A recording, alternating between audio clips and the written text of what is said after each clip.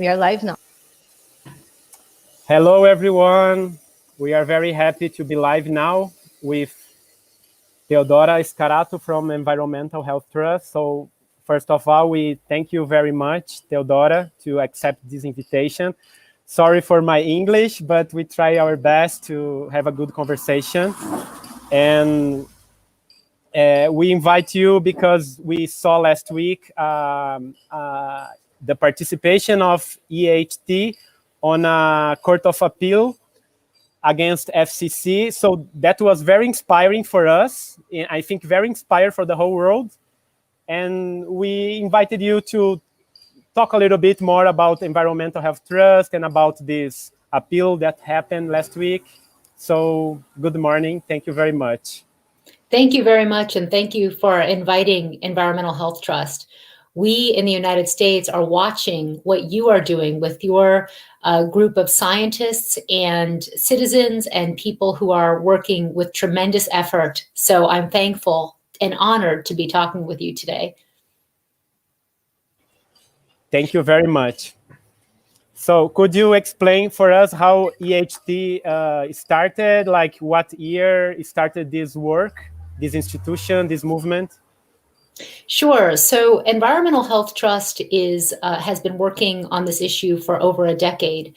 Dr. Deborah Davis, who's one of our president and one of our co-founders, has been raising the issue of cell phone and wireless radiation, the impact, especially to children, to the developing brain, to the reproductive system, for a decade now. And what happened was, in the United States, our laws around what is allowable in terms of, how much radiation can you be exposed to from a cell phone or from cell towers, these laws have not been updated since 1996. They were set in 1996 and they haven't changed. So in the United States, the Federal Communications Commission issued a statement and made a determination that they did not have to update or change their 1996 wireless radiation exposure limits. So this became an opportunity to have a legal action. So our legal action is very specifically about the decision not to change our 25-year-old wireless radiation limits. And what happened was we are contending that the Federal Communications Commission has not looked at all of the evidence that it was provided in an inquiry it opened. So there's been about 7 years where scientists and citizens and organizations have submitted evidence to the United States government Federal Communications Commission. And they made their decision not to update the limits, but it seems to us that they have ignored a lot of the evidence that was on the record. So that is what our legal appeal is about. If that makes sense, it's about their decision to keep their 1996 limits and not to change them. Yes, and the FCC is the most important authority in this setting these limits in the United States?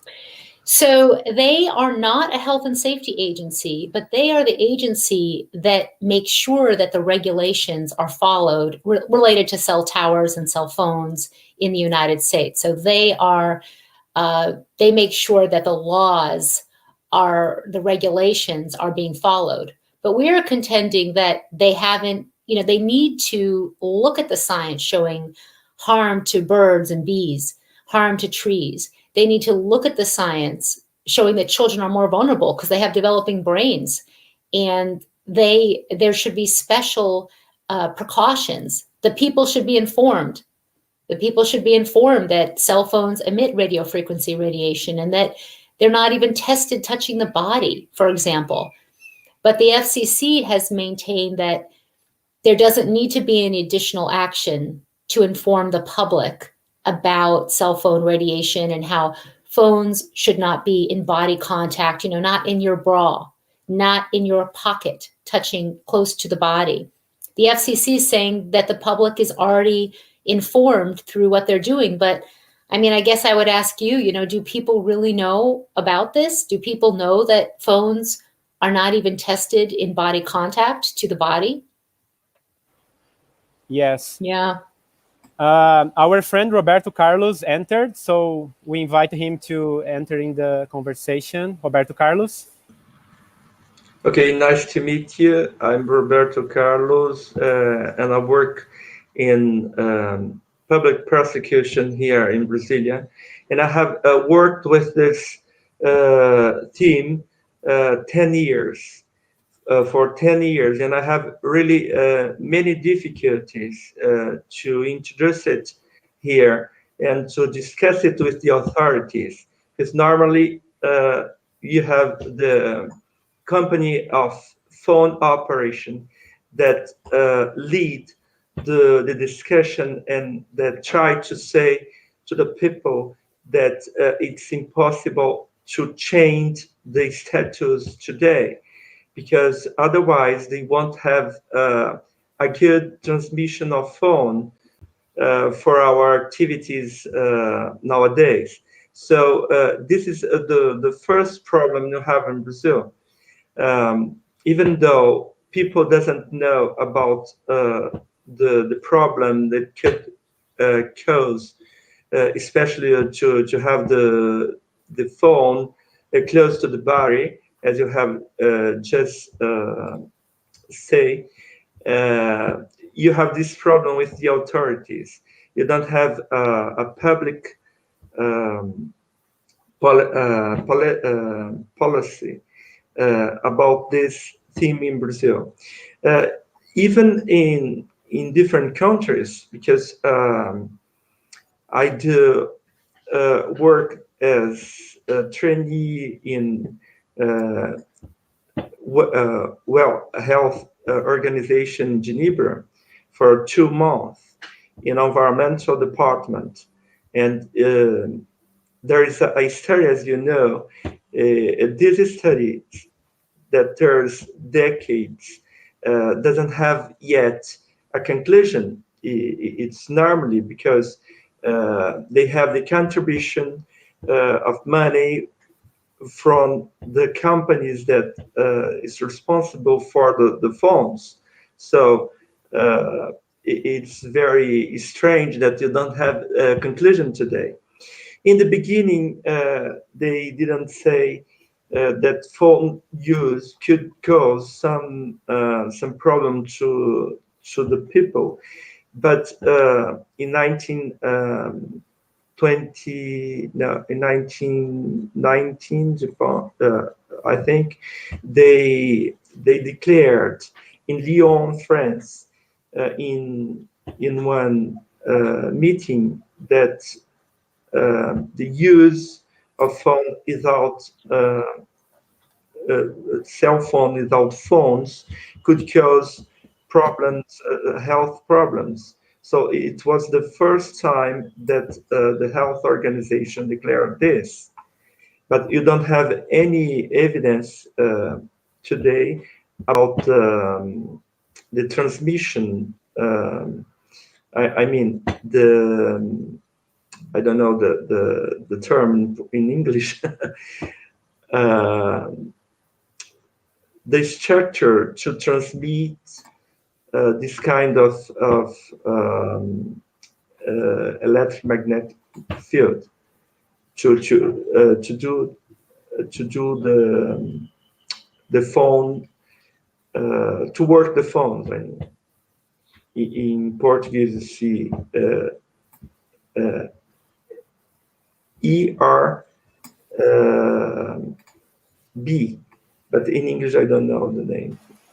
The cell towers. That's it. Yeah. So it's really a pleasure to talk to someone who has studied and discussed about this theme, because it's really a very hard one nowadays. Well, thank you so much for your decade of work. I think that this is extremely challenging because the wireless industry has exerted so much influence into the policy and into the science and makes it seem like there's a controversy, when actually the science is the science. And as you said, the World Health Organization, International Agency for Research on Cancer, determined like almost a decade ago now in 2011, that radio frequency radiation is a possible carcinogen. That was based on these studies that showed long-term cell phone users, largely based on, not only based on, had increased risk for a type of brain cancer after 10 years of use and heavy use, which was only about 30 minutes a day or so. But now, and since then, the research has accumulated to where scientists are stating that it is certainly a probable, many scientists, if not a proven carcinogen, because there's animal studies now highly, where the exposure system was so carefully controlled that found the same similar kinds of tumors in animals as has been found in humans.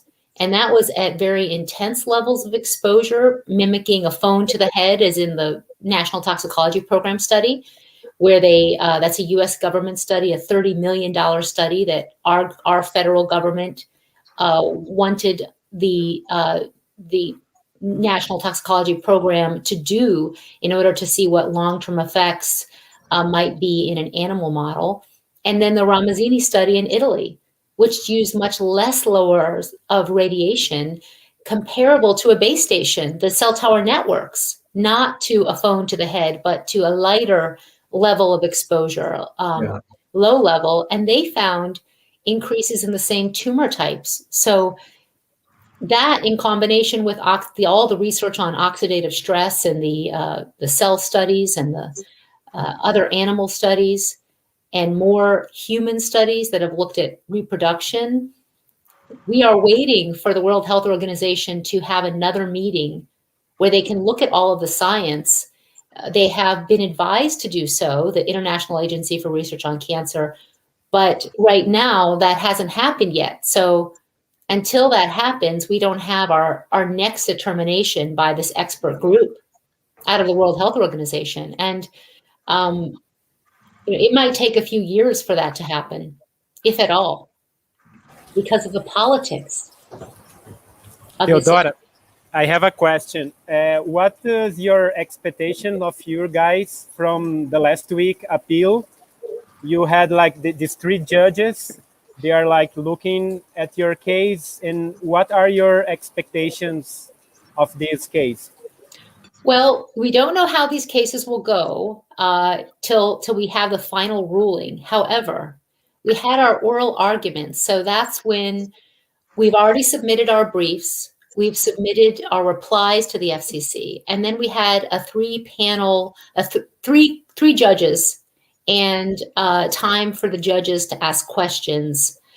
And we believe that it went very well. The judges clearly read our briefs. They had very pointed questions to the Federal Communications Commission. I'll quote you, the Honorable Judge Robert L. Wilkins said to the FCC, I'm going to be very upfront with why I am inclined to rule against you. And he was asking questions about how did the Federal Communications come to its determination that there was no reason that, that safety was assured. I'm summarizing a bit, but he was really getting at why they were relying on the Food and Drug Administration, and how when the Food and Drug Administration was not sharing extensive information on how they had come to their determination. Because as hard as it is to believe, the statements that seem to imply their safety were just a few paragraphs. I mean, are we to believe in a few paragraphs without full documentation that there is safety? If safety is assured, we should be seeing numerous citations, extensive documentation showing that there is safety, and that was not evident on the record. So the judges were really asking questions.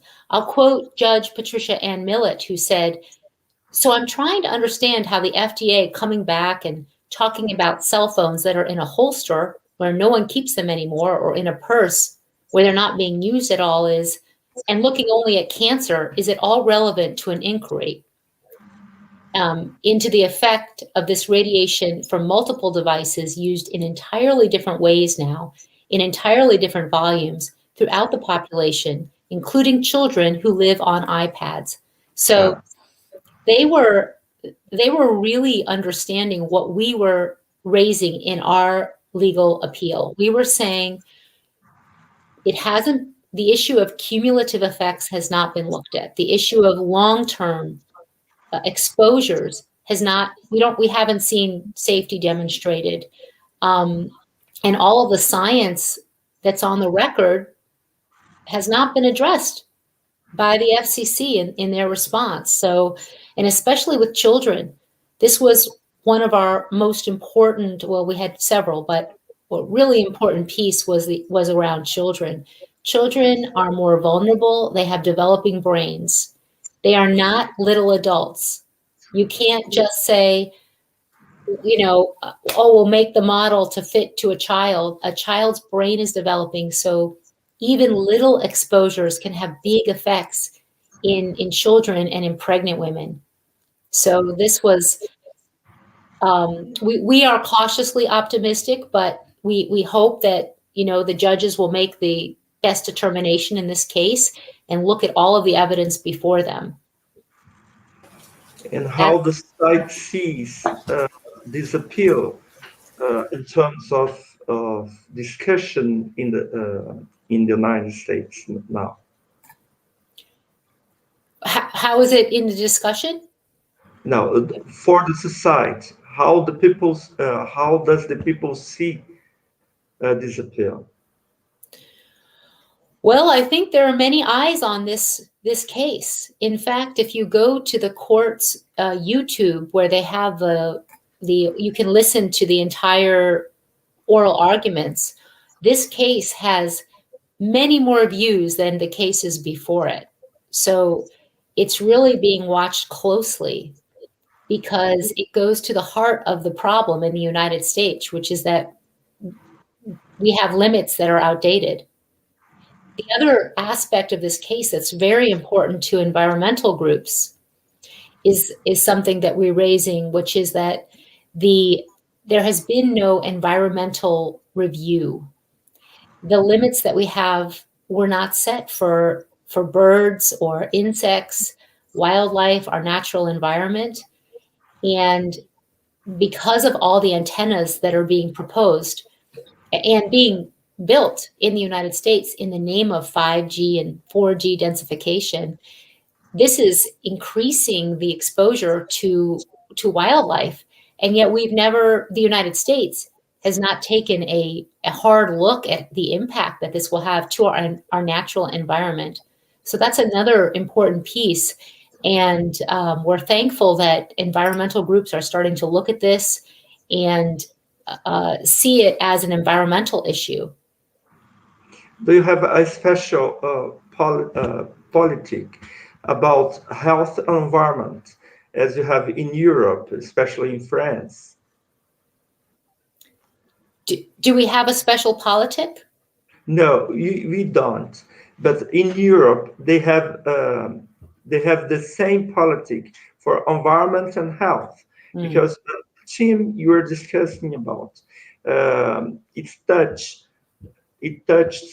environment and health. So the question is there in United States this kind of politics? I mean, a common politic for the environment and for the health?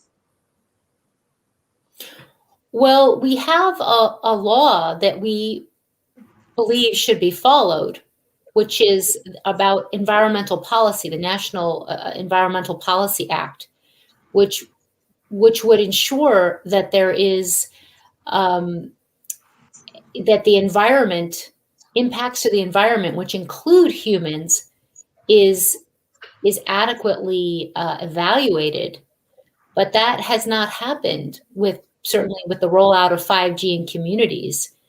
And it's a key part of the case. So the Natural Resources Defense Council submitted an amicus brief in the case going over the history of the limits and how there needs to be adequate environmental review. What's happening is the FCC has attempted to, on numerous occasions, not to have to do an environmental review related to small cells in the United States. Okay. We are very happy to listen the judges and the attorney of EHT talking about thermal effects and biological effects. And Yes.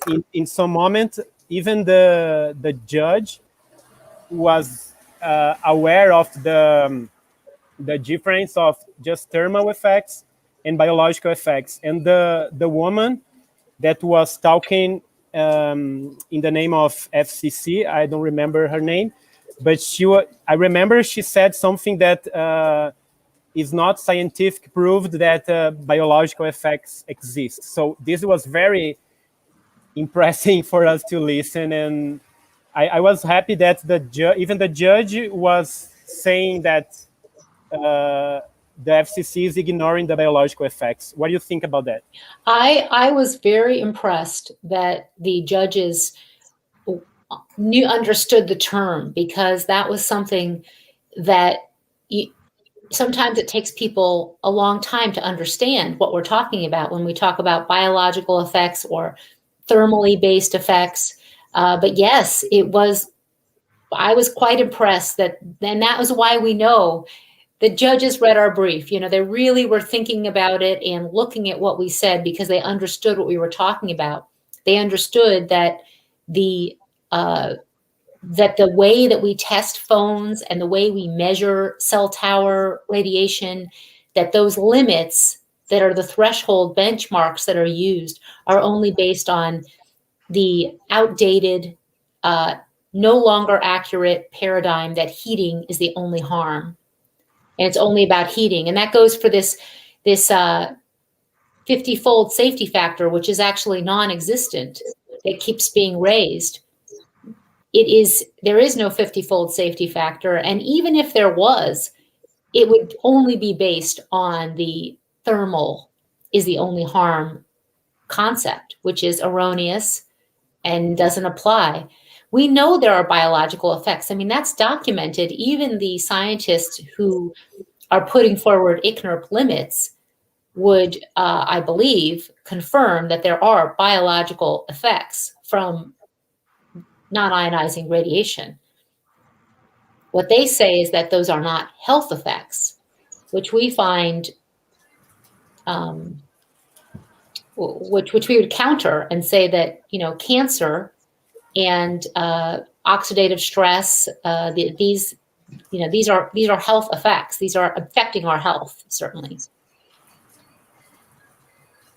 What kind of argument did you do in this case?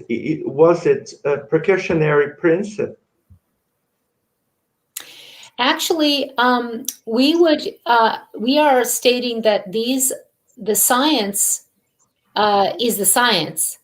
And this isn't necessarily, although we don't talk about the precautionary principle in the case, but we're sort of past that, because there is such a large and ever-growing body of science demonstrating adverse effects that these simply are science-based recommendations to minimize exposure as much as possible. It's not that we don't know. We know. Okay. It's not, now there's a lot still to learn. There's a lot of science that has yet to be done. But in light of what we have now, there is enough to make the determination that exposure needs to be minimized, that companies need to create safer technology, that, modulation, the issue of modulation is not fully, we're not even measuring it adequately in the way the FCC does their their regulations around this. So modulation is just getting lost, but modulation is an important part of biological effects that has been really left out. So, Theodora, could you explain for us what's the history of this specific case, the case that we had last week, the appeal? Could you explain for us a little briefly how this case started and why it's so important, this appeal that happened last week for United States and for the world? Okay, so 8 years ago, there was a report by the United States Government Accountability Office urging the Federal Communications Commission to reassess and, if appropriate, change the radio frequency exposure limits and the mobile phone testing requirements, like the way we test devices as well as what the limits are. That led to the Federal Communications Commission to launch what in the United States is called an inquiry, an official inquiry in 2013, and they asked several questions. They asked, are the United States cell phone, wireless, and cell tower radiation limits safe for humans? Do children need special protections? Should companies change the way they test the radiation from phones? Because, and they specifically brought up, there is a separation between the phone and the body in the tests. Should we change this? So an inquiry in the United States means that scientists, nonprofits, organizations, anyone, citizens, residents, can actually, and from all, actually around the world, and that is what happened around the world, submitted into a docket, which is where you are sending information to be on the record. So that happened for 7 years.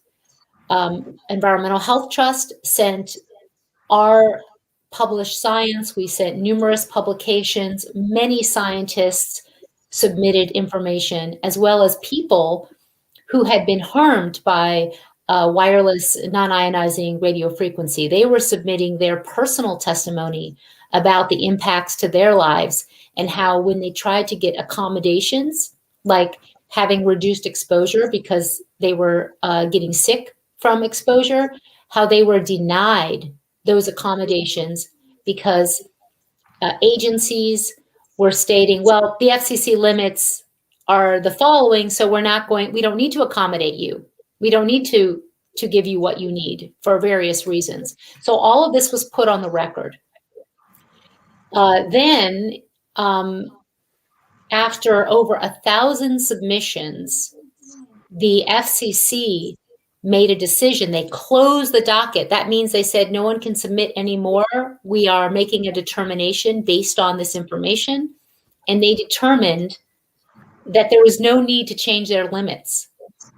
That was their decision. That they have a long statement about this, although only a few paragraphs are actually dedicated to this inquiry that opened in 2013. So our legal appeal is about their decision not to update their limits. We are contending that they made that decision without looking at the evidence that was before them, if that makes sense. So it really is going to the heart of the outdated limits related to wireless. But it is even more important in the case of, because of 5G, because now I'm going into our regulations and maybe you have a similar process, but for 5G, the companies want to use higher frequencies and they also want to use lower frequencies for wireless charging and other applications. So the FCC is actually making proposing new limits for higher frequencies that we've never had human exposure limits for, and for lower ones. And they are making that, saying that these can be thermally based, and I'm going to summarize now, and that, they're making these limits based on their determination, which we are addressing, that heating is the only harm, and that the limits they have from 1996 are in fact appropriate. So that's why our case is so important for 5G, because the FCC is using the decision we are taking court action about to make these other limits for 5G and for wireless power transfer and so forth. So it's really important that we address this in the United States. If that makes sense. Yeah, yes. Thank you very much. And before we go to Daniela's question, just ask if there is international consequences about what the judges decide, or the determination, the ruling now of the judges in this case. Do you think there's some international consequences? We believe that there are, because in the worldwide, there are basically three. Well, there's countries that use FCC limits. There's countries that use ICNIRP limits. The International Commission for Non-Ionizing Radiation Protection, they adopt those limits. And then there are countries that have taken either a precautionary stance. They have lower limits that they have in place. And then, so there's really four ways. And there's countries that have a science-based limit, which is even lower than ICNIRP. Such as Russia and China, who have evaluated the science and have a lower allowable limit. So we believe that this case is very important worldwide because of the way that different countries have taken on different limits. What will it mean? I mean, we are pointing out that the research has not been fully evaluated. We believe across the world, there has been no adequate review of the science, not the impacts to humans, to the natural environment, to insects, bees, pollinators. This has not adequately been done, and it is urgent. What is happening in Brazil that right now in terms of the limits? Can you give me a brief update? You don't have, as I told you in the beginning, there is no this kind of discussion. There is some decision in different tribunals, courts in the country, but the aim of the problem has not been discussed yet. But we, especially public prosecutors, are working about this. In Brasilia, for example, I have a document that tried to identify all the towers, base towers in Brasilia, to do a work in terms of policy. But it's quite difficult because you have an opportunity here, and when we had a law that prohibited to have this kind of equipment in the schools, so you recommend, because the prosecutor here in Brazil has this kind of work in the area of environmental law, in health law. So you can recommend to the authorities to do something or to not do. So you recommend to take off this equipment from the schools, but the companies, cell company, did a kind of oppression to the parliament. So they did what they did. They took this law away. So you see how this kind of oppression is very frequently in our country. So it's not easy to work, but even though these difficulties, you go on. And I would like to know if you know in different other countries, if there's some kind of work in this sense. I mean, to combat this kind of emission of radiation without limits. is there, do you know, groups in different other countries that work on this cause? Yes, so there are legal actions happening right now in India, in the United Kingdom, and in many countries at different levels. I will say that in Switzerland, they reviewed the science on 5G, and actually the parliament refused to weaken their much stricter radio frequency radiation limits after the report was issued. So they have maintained much more stringent allowable limits for radio frequency. I know that in Russia and Israel and in Greece and in Lithuania, as well as Chile, they do not, or the law is that they can't have cell towers on schools. I also know that in several states in India, they have banned, they've actually taken down cell towers that were near or on school property. In Cyprus, the Cyprus National Committee on Environment and Children Health has issued a position paper on 5G, but as well, they have removed Wi-Fi from the Archbishop Macarius III Hospital, the neonatal unit and the pediatric unit. I'll share with you, we put up their video. It's a 1-minute video on the changes they made in the hospital. And they have a nationwide campaign educating parents on how to reduce exposure to children. In France, there are 60 mayors and elected officials petitioning to halt 5G. In Italy, there are over 600 municipalities with resolutions to halt 5G. And across Europe, there's actually many cities that have passed resolutions calling to halt the rollout of 5G until safety is assured, both in France, the UK, Cyprus, Ireland, and more. So one of the issues is transparency. Where are the towers? What is the level from the cell tower, the base stations?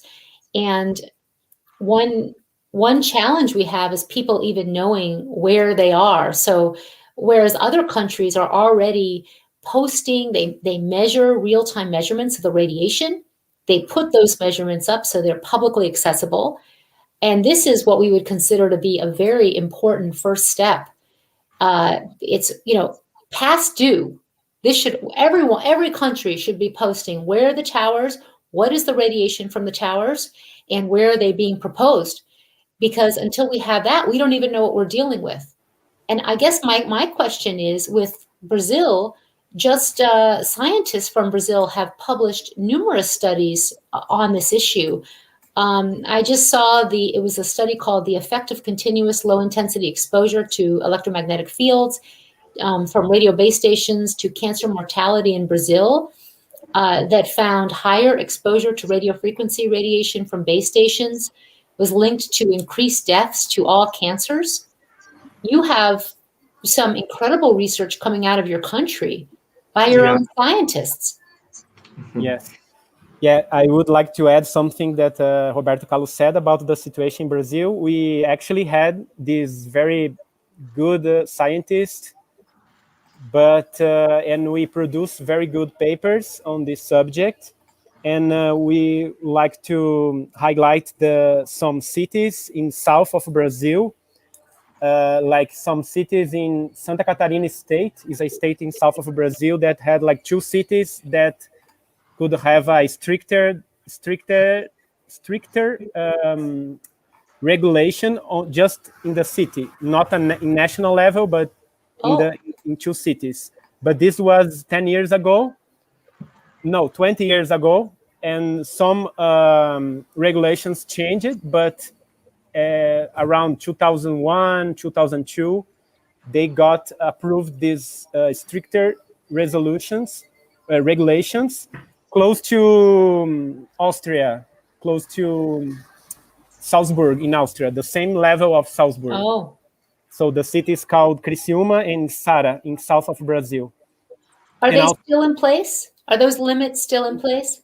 I don't think so, because the company's pressure was so high all the time. Yes, I think they change.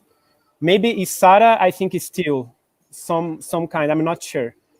And also Porto Alegre had some good movements and also some resolution. Is the city of Álvaro and the same state of Cláudio. And they had a appeal, a letter. And basically Brazil follows ICNIRP.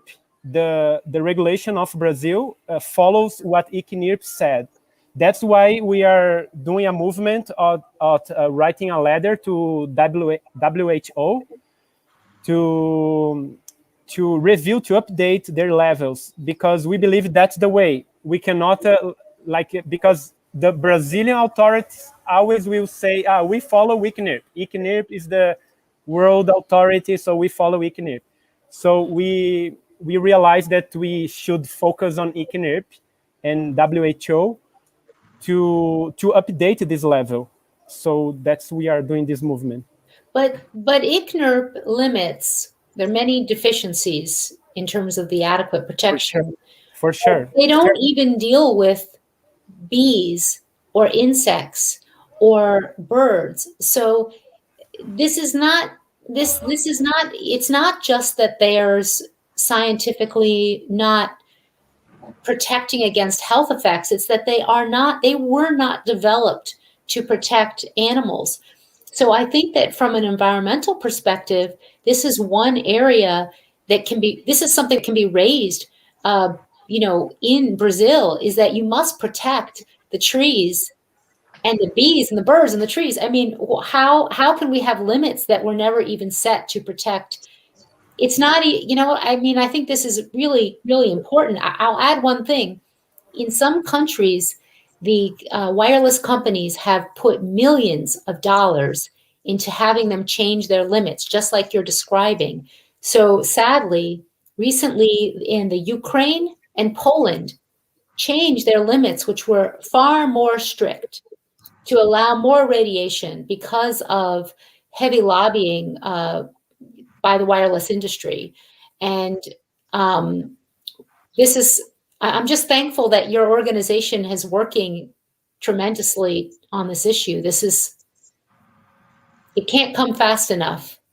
Yeah. It's a worldwide movement. I believe the transparency that you said before is very important, like the right of information that we all as citizens, we have this right of information.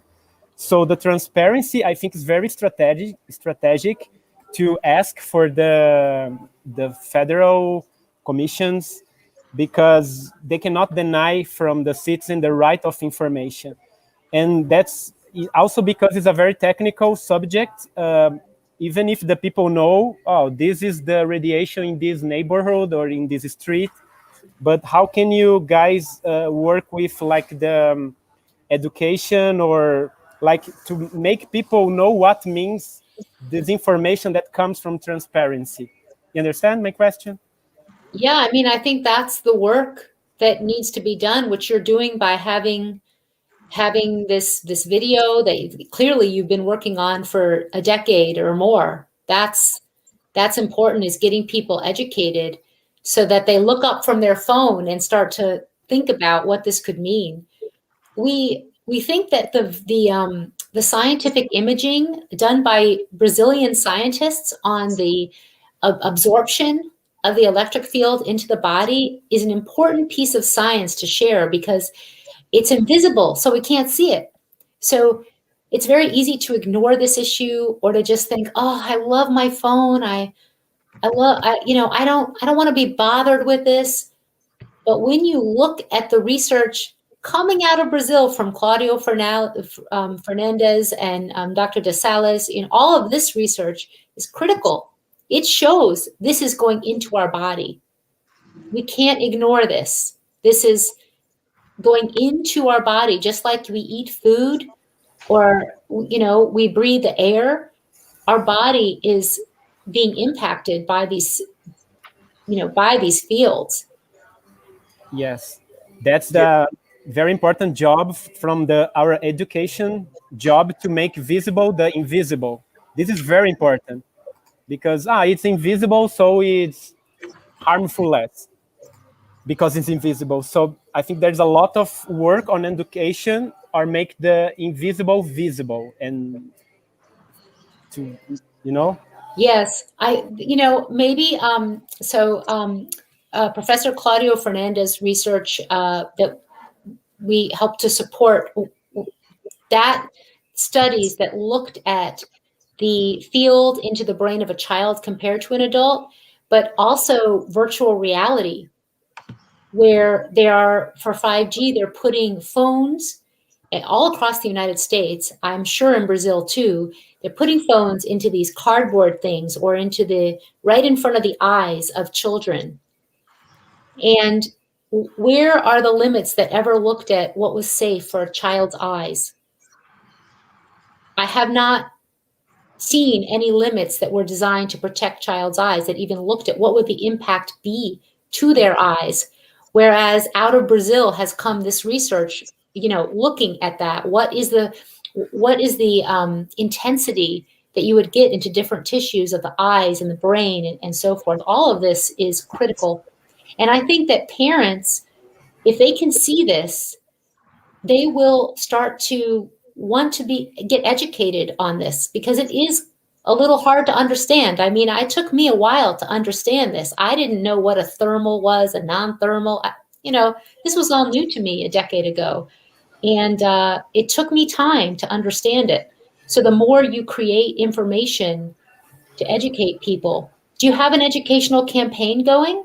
I guess that's your campaign. Yeah. I would like to come back a little bit just to explain you our system. We are a federal republic as the United States. So you have some laws for all the country. And the federal agency have as base, as Adriano said, the economic limits. And in the courts, when you have this kind of discussion, they use to base their argument in economic limits, because you have this law here in Brazil for all the countries, but in each state they have the opportunity to fix different limits. That's why he explained in the south of Brazil, you have different states that the limit is quite different than the normal.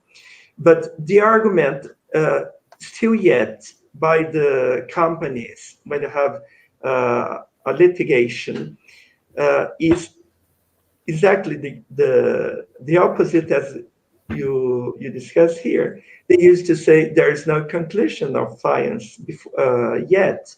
It's not truth. So I think you could work with these papers, because this kind of argument could change the sentence in the courts. Secondly, you have the problem of consumers, because the federal agency says that the transparency and the clear information is offered by his site. They put everything on the site, but it's not true, because this kind of information is not there.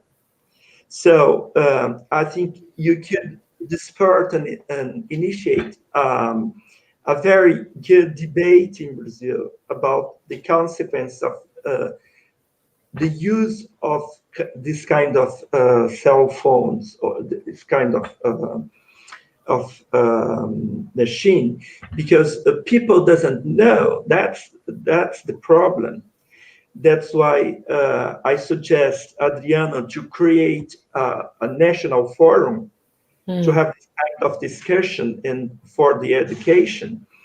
And you have, as I told you, you have a very different system relative to the public prosecution office, because in Brazil it's just not the ONG that have the legitimacy to introduce action. I know to appeal and to introduce different cases.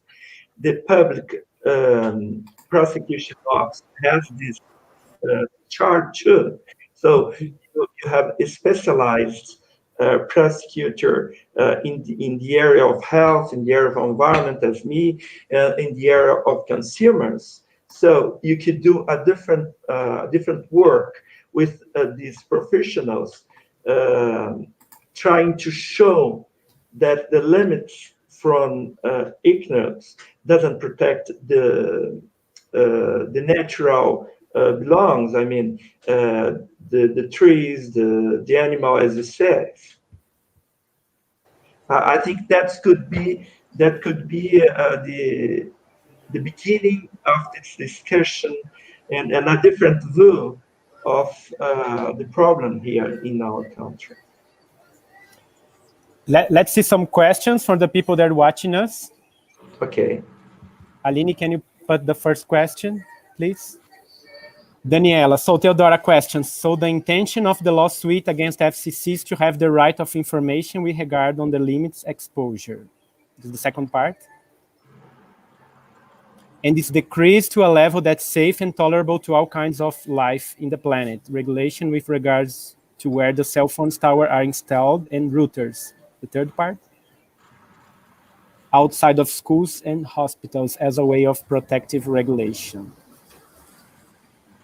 Well, the lawsuit is stating that the FCC did not look at the record. So ultimately, of course, what we want is for there to be regulations in place that are protective of people, that are protective of children, and protective of wildlife and the natural environment. So that is our ultimate, one of our ultimate goals in our work that we've been doing for years on this. But the lawsuit is specifically stating that the FCC did not adequately give a hard look to the evidence that was placed before them, because they made a decision and we are countering that decision. We absolutely would want protections in place for children, for schools, for neighborhoods. And until we have federal law that is protective, we can't get this in place. Without, there's the federal law is overriding local communities who are trying to have protections in place. I have a question. The limits of SEC are stricter than ICNIRP nowadays? They are quite similar to ICNIRP. There's some differences depending on the frequencies, but they are, let me say this. When it comes to cell tower networks, FCC and ICNIRP are very similar. Certainly compared to the countries in Europe that have far more protective limits, in Russia, China, and India. However, the cell phone limit, the allowable exposure from a cell phone when it goes on the market, there is actually quite a difference, although they're still, both are non-protective. But in that case, the FCC actually has a stricter limit in terms of what's allowed. However, it is not protective by any measure at all. So, but it is less than ICNIRP allows. Oh, okay. So can we, the second question? Sorry, I'm gonna. There's another question. No.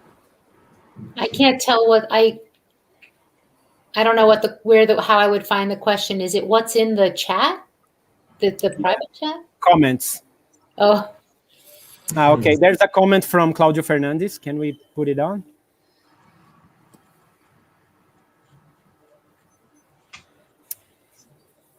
Claudio Fernandez, I would like to thank you the support offered by EHT to our work. Thanks to this support, we had the opportunity to develop more articles and present at more Congress, got to know more researchers, with some of whom we have exchanged until today, such as Rodolfo Tuzet.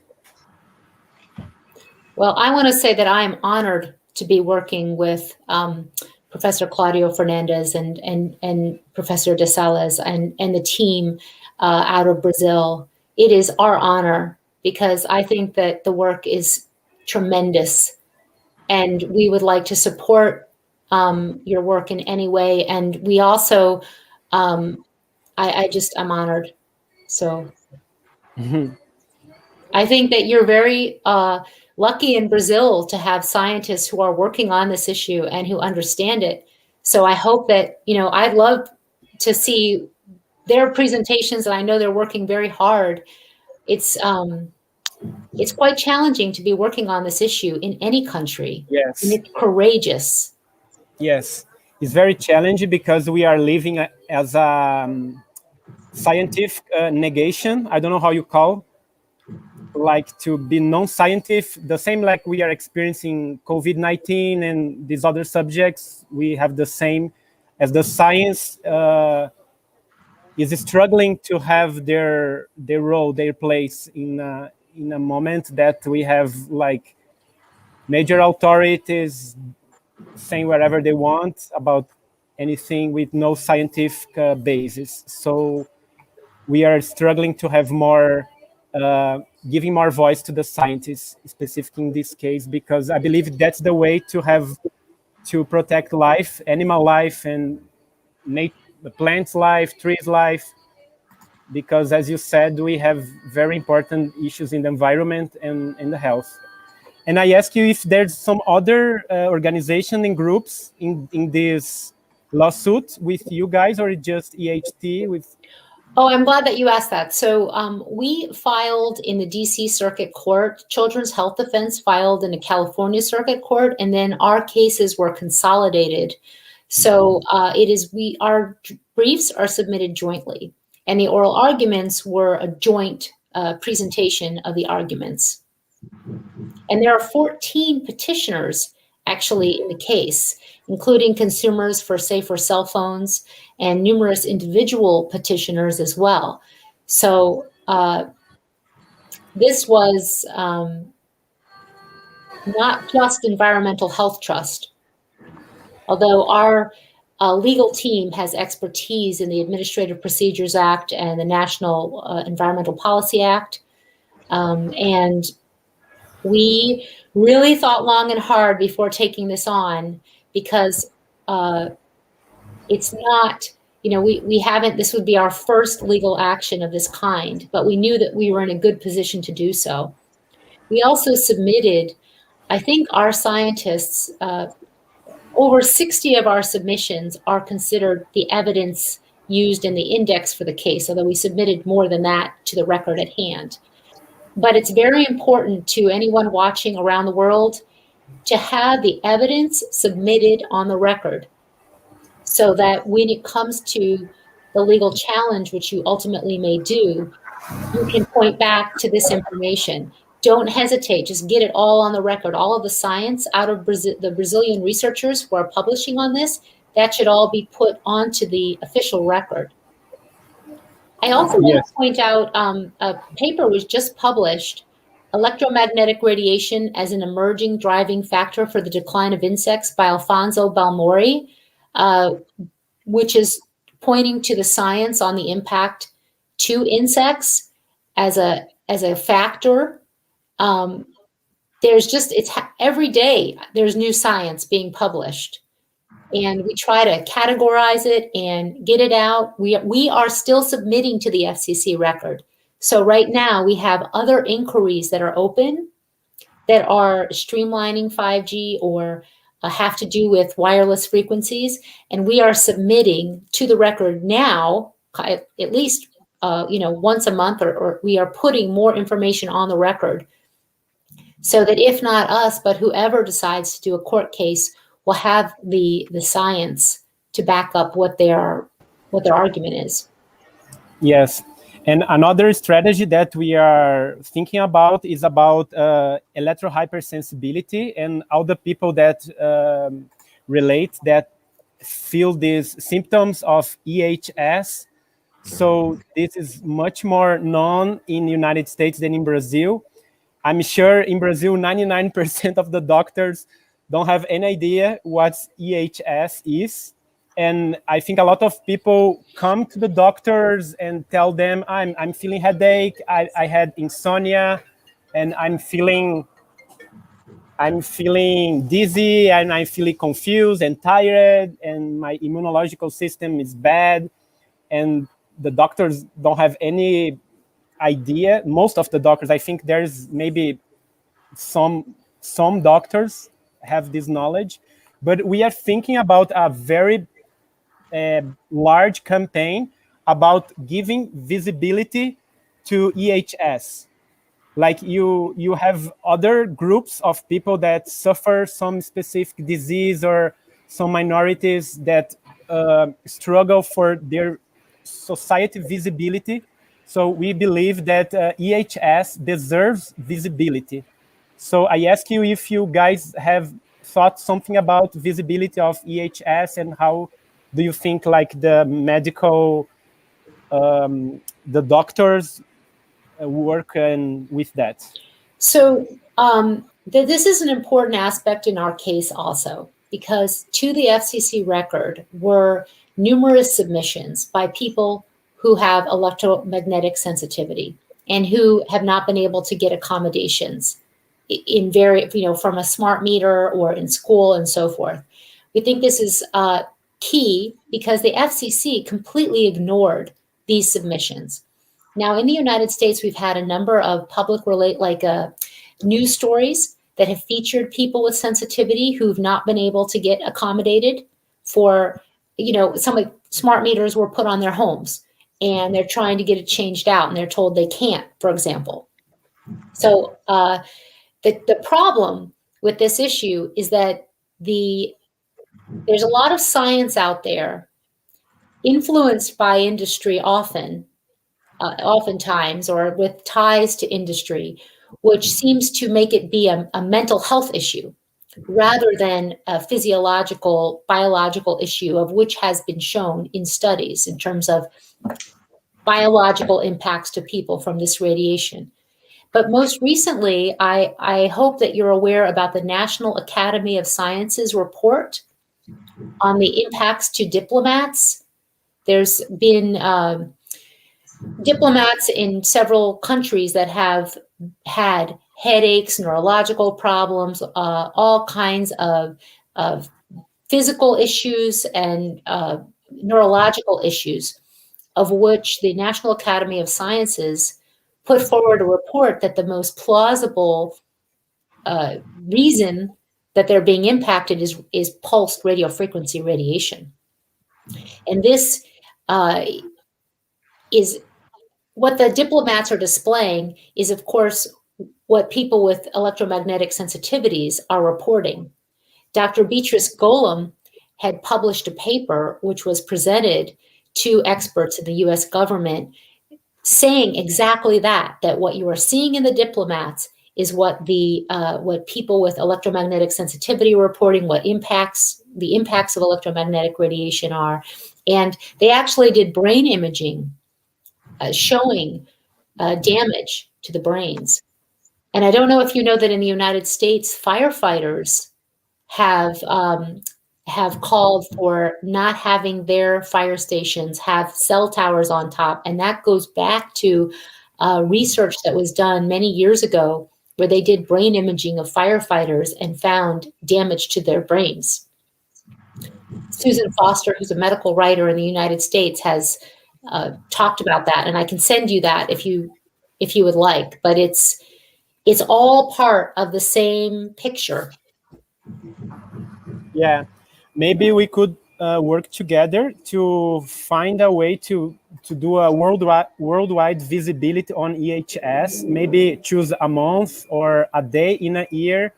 Like in Brazil, you have the name of colors in months. Like you have October pink to give visibility to breast cancer, and November blue to other kinds of cancer. So we could think together and work together to do a worldwide visibility on EHS, because I think in the next years, this will grow a lot a lot of people will start to more and more go to doctors and relate symptoms, and we need that doctors know more about this subject. Yes, more visibility. This is very important. We had a medical conference that just completed. It was the Electromagnetic Fields Medical Conference. We did it virtually because of COVID. So medical doctors across the world can actually now take this course because it was live. It just ended last week. It included treatment for electromagnetic sensitivity, a review of the issue, really what medical doctors need to know about this issue.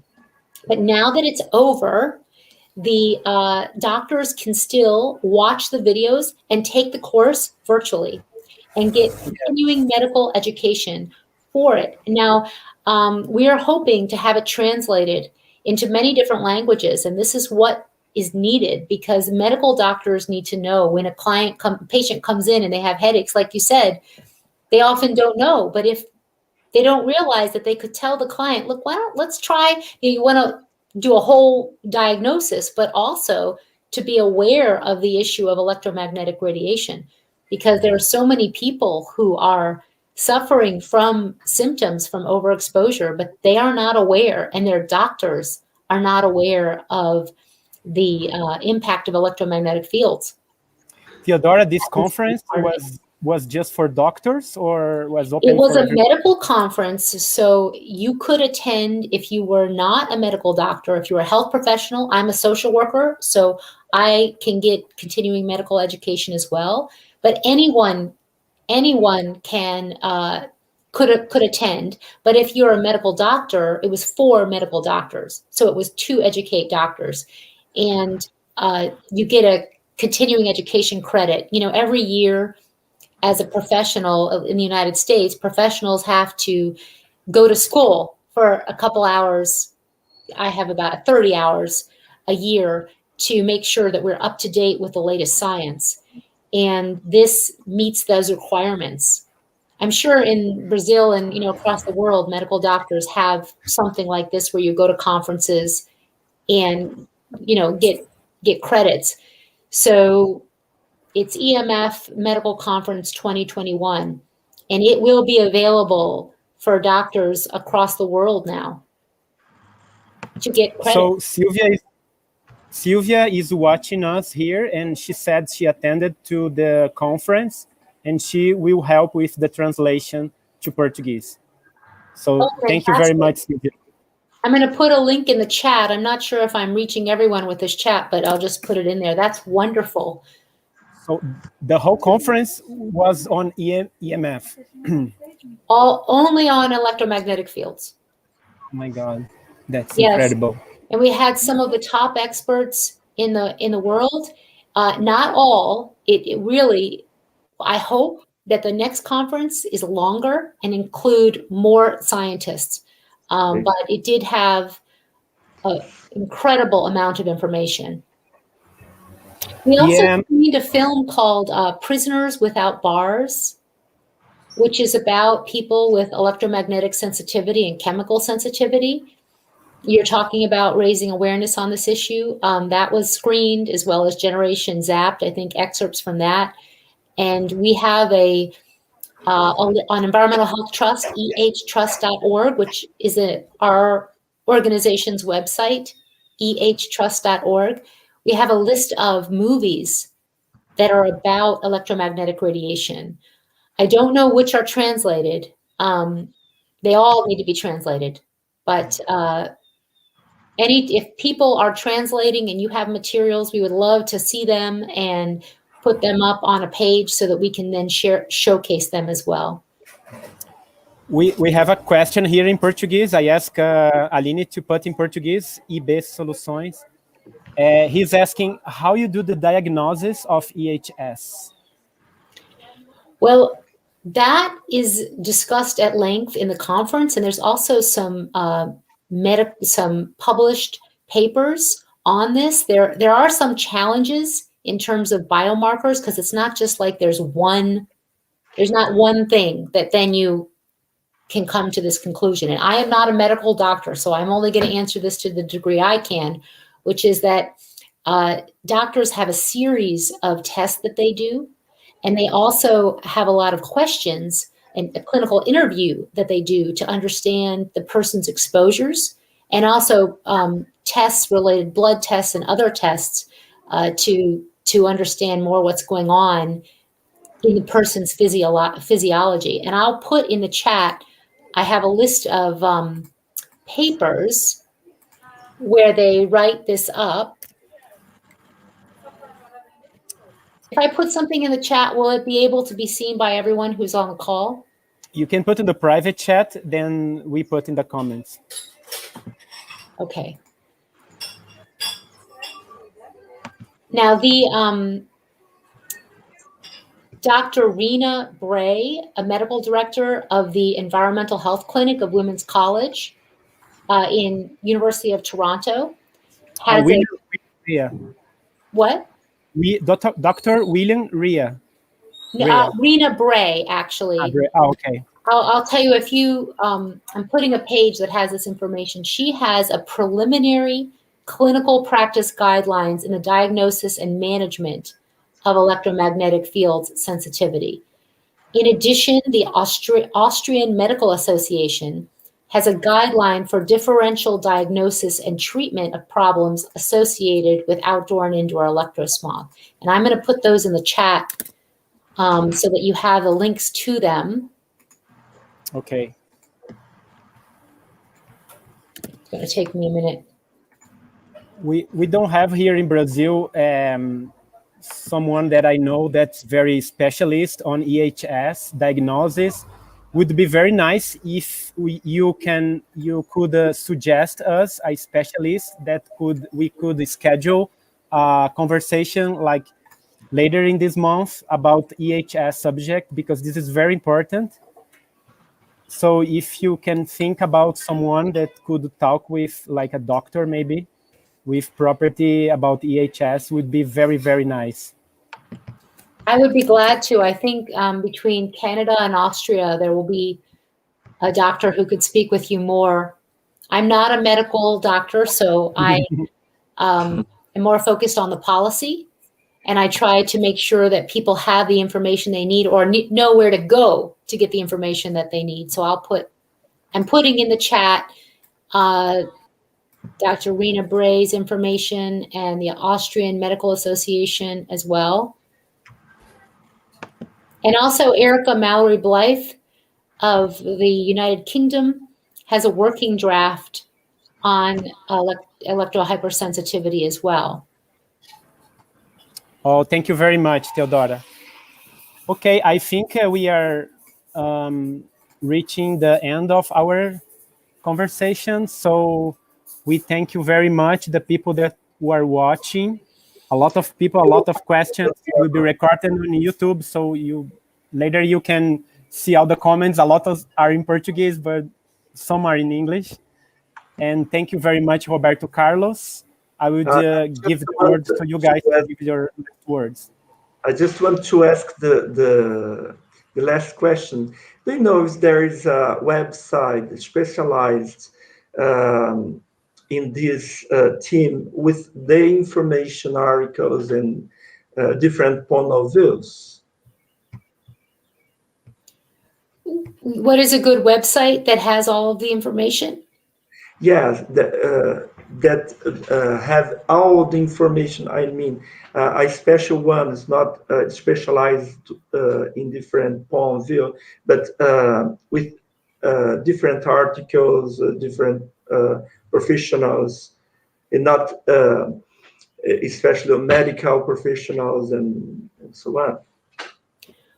Well, you're asking about what websites have this information. I would state Environmental Health Trust, ehtrust.org. The Bioinitiative has detailed reports that they've done on different endpoints. They also have, I would point out in the Bioinitiative to go to the updates, because they also have more recent compendiums of the science and abstracts of the science.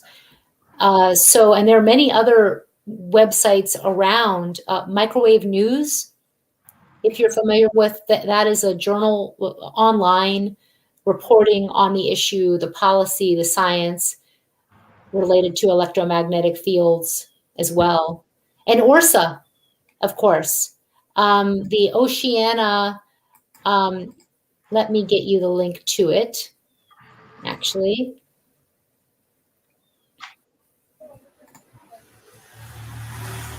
Someone that you may want to, oh, and let me not mention, let me not forget Physicians for Safe Technology as well, but the is a website also, the Oceana Radio Frequency Science Advisory Association.